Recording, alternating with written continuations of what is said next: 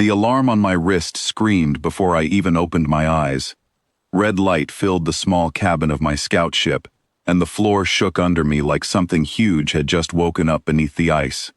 My name is Laura Bennett, and 3 seconds earlier, I had been asleep. Now I was running. I grabbed my helmet and pulled it on while still moving. The ship's voice, calm and mechanical, spoke over the noise. Warning: unknown structure detected below surface. Energy levels rising fast.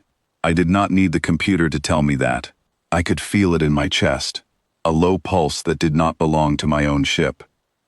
I had been mapping this frozen moon for 11 days, alone, under a private survey contract. Nobody expected me to find anything bigger than rock and ice, but the shape under my scanner was not rock. It was smooth, curved, and far too large to be natural, and now it was waking up. I strapped into my seat and pulled the ship higher, away from the shaking ground. Through the front window, the ice cracked open in a long line, and steam shot into the black sky. Something dark rose from the crack, slow at first, then faster, a shape longer than any ship I had ever seen. Lights along its side blinked on, one after another, like eyes opening after a very long sleep. My hands were shaking, but I kept my voice steady when I called it in. Control, this is Bennett. I have visual on an unknown vessel. Repeat, unknown vessel rising from the surface. It is active. Static answered me first, then a voice, tired and far away, from the small research station orbiting the moon. Bennett, hold your position. Do not approach. We are sending backup. I almost laughed. Backup was 6 hours away. Whatever this thing was, it did not care about 6 hours. The dark ship stopped rising once it cleared the ice.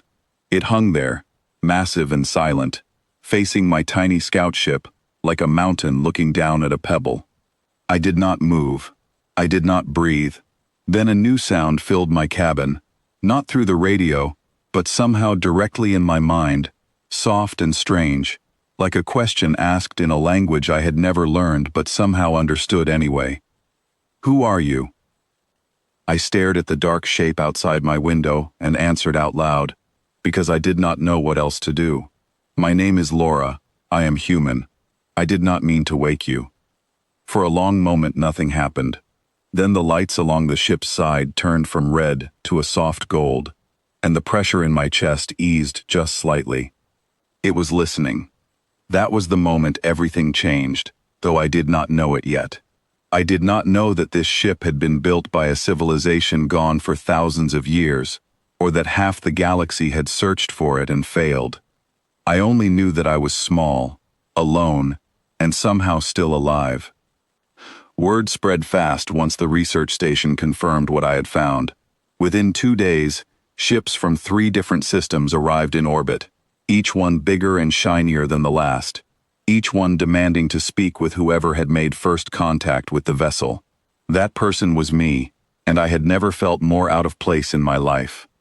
The ancient ship, which had not yet given us a name, refused to speak to anyone but me. Every time a diplomat or officer tried to open communication, the golden lights would dim, and the questioning would stop. It only responded when I was in the room, even if I said nothing at all. A tall officer named Peter Lang, sent by the Joint Fleet Command, pulled me aside on the 3rd day. He had sharp eyes and a voice that did not waste time. Bennett, he said, we need you to convince that ship to open its systems for inspection. There are 3 other governments waiting outside this system, and they are not going to wait forever. I told him I would try, but that trying and succeeding were not the same thing. He did not look happy about that answer, but he did not argue either. Nobody argued much with me anymore. It was strange, being the only person a possibly ancient, possibly dangerous machine trusted. That night, I went alone into the small shuttle bay connected to the ancient ship, following a path of golden light that seemed to open just for me. The corridors were built for beings far taller than any human, with ceilings that stretched far above my head, and walls covered in symbols that shifted slightly when I looked directly at them. The voice returned once I reached the center of the ship. a wide-open chamber, with no visible controls or seats, just soft light rising from the floor. "You came back," it said. "Most small creatures do not return to large unknown things." "I am curious," I told it, and a little scared, but mostly curious. The light shifted, brighter for a moment, almost like a smile if light could smile. "Curiosity built me," it said. "Curiosity woke me. I have been alone a very long time, Laura." I asked it what it was, and slowly, in pieces, it told me. It called itself a guardian, built by a people who no longer existed, meant to protect knowledge too dangerous to lose, and too powerful to leave unguarded. It had slept beneath the ice, waiting for someone worthy to find it, someone who would ask questions instead of demanding answers. Outside, in orbit, the waiting ships were growing impatient. A message arrived from the largest of them, a vessel belonging to a proud and ancient alliance called the Velmar. Their representative, a calm but firm voice named Counselor Dara Voss, informed the fleet command that the guardianship rightfully belonged to their history, and that humanity had no claim to it beyond luck. Peter Lang relayed this message to me with a tired face. "They want us to hand it over," he said. "Peacefully, if possible. But they are not really asking." I went back into the Guardian's chamber and told it everything, every word from the Velmar Council, every threat wrapped in polite language. The lights flickered as it listened, and when I finished, it asked me a simple question. "Do you wish me to leave with them, Laura?" I did not answer right away, because the truth was complicated. It was not mine to keep. It belonged to no one, really, or perhaps it belonged to whoever it chose. So instead of answering for it, I asked what it wanted for itself. The light grew warm again. "I choose the ones who spoke to me instead of at me," it said. "I choose you, and those like you." The next morning, the Velmar fleet moved closer, 3 ships forming a slow, deliberate line above the moon. Counselor Voss requested a direct meeting, and Peter insisted I attend, since I was the only one the Guardian trusted enough to speak through.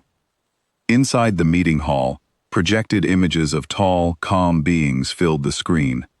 Voss spoke first, her tone smooth but firm. "Miss Bennett, we understand your discovery, and we respect it, but this vessel carries knowledge belonging to civilizations long before your species existed. We ask that you step aside and allow proper transfer of custody." I felt my hands tighten under the table, but I kept my voice level. "With respect, Counselor," I said, "the ship is not a box sitting in a warehouse. It is aware. It chooses. And right now, it has chosen to stay close to the people who found it with open hands, instead of open weapons." Voss's expression did not change, but something in her eyes flickered, surprise perhaps, or frustration. "Machines do not choose," she said. "They are built to serve function." I almost smiled. "Then you have never met this one," I said. To prove it, I asked the Guardian to speak directly, something it had not done with anyone else. The chamber filled with its calm, ancient voice, translated instantly for everyone in the meeting. "I have slept through the rise and fall of many great powers," it said. "I have watched proud councils claim ownership over things they did not build and did not understand. I remain with those who ask rather than command." The silence after that was heavy. Voss did not respond right away, and when she finally spoke, her voice had lost some of its earlier certainty. "We will need time to consider this development," she said, before ending the connection. Peter looked at me like I had just done something impossible, which maybe I had. Over the next few days, the Velmar ships remained in orbit, but made no further demands. Other fleets that had gathered slowly began to leave, realizing that force would accomplish nothing against a mind that could not be forced, only convinced. I spent those days inside the Guardian, learning its language, listening to fragments of a history far older than anything humanity had recorded. It taught me symbols, and I taught it simple things in return: my favorite foods, the sound of rain, the way sunlight looked through the windows of my childhood home. It seemed endlessly interested in things that seemed ordinary to me.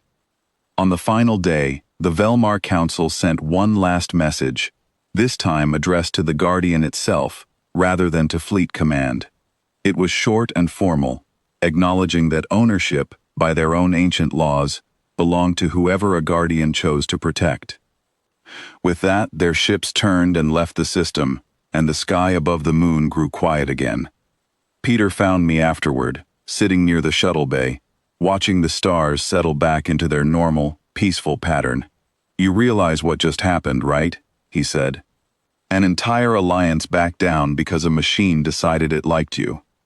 I laughed, tired but proud. "It is not a machine," I said. "It is a Guardian, and it is my friend." He shook his head, smiling despite himself.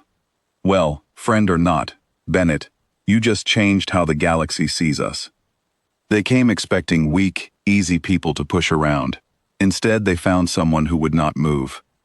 I looked up at the massive golden shape resting quietly above the moon, lights glowing steady and warm, and felt something settle inside my chest, something like peace. Whatever storms would come next, whatever powers still watched from far away, I knew one thing for certain. The Guardian had made its choice, and so had I.